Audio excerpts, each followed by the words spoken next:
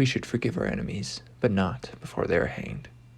Hello and welcome to Liam's ICM. I'm your host Liam, aka Himbar, and today we're doing a spoiler-free review of Joe Abercrombie's Before They Are Hanged. Before They Are Hanged is a 2007 novel by Joe Abercrombie. It is book 2 in the first trilogy, and it is a continuation of the first book, of course, The Blade itself, which I have reviewed previously. Dogman is fighting against the Northmen, expecting death or capture, even if it's the Union that captures and kills him, maybe. Even though that's whose side he's on, technically, he doesn't think they'll recognize a friendly Northman from an enemy Northman. The war has only just started, but the deaths are already being felt. West finds himself surprisingly associated with Dogman. Glotka finds himself in charge of a city and a new position in the Inquisition. He's a miserable bastard as before, wallowing in his disability and enjoying power. Essentially a bad guy in most other books, but of course he has the general well-being of the Union in mind. Sure, he's sour and rough, but he means well. Baez is still the arrogant and controlling Gandalf. Jezal is less than thrilled to be with him. Logan is introduced in pain. The already scarred man being recently beat up at the end of the first book. These last characters make their way through the Empire, the old Empire, I think, toward the edge of the world. It is interesting how useless the royalty of the Union are. They're addled and dizzily incompetent. Well, because they're dizzy, they're half-wits, so to speak. But even these are, even those that are competent are fighting futility against those better prepared and stronger and willing to show who has the right of conquest.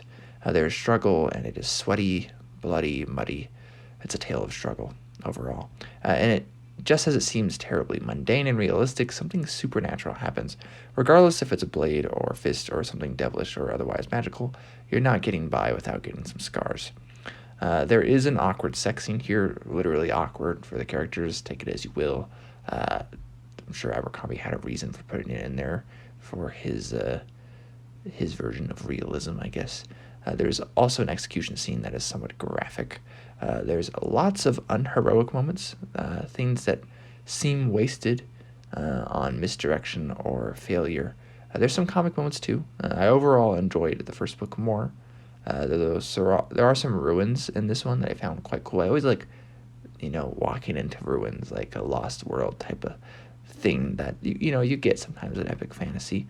I feel like it's more common in something like Sword and Sorcery, but yeah, that was actually one of the bigger surprises here, is that most people had talked about how The Blade itself was essentially the worst of Joe Abercrombie book, and that Before They Are Hanged is much better. I found this not to be true, and I found Before They Are Hanged to be worse than The Blade itself, though I'm still looking forward to reading book 3. I have not done so yet, and after I found that out, that was my opinion, that I realized also that other people had that opinion as well. I just hadn't heard it at that point. But overall, again, not a bad book. I didn't get much from it. I don't know if I was supposed to. I realized that fantasy fiction is mostly for entertainment for most people, and I like it for that too. So I was entertained. We'll see how the trilogy ends. So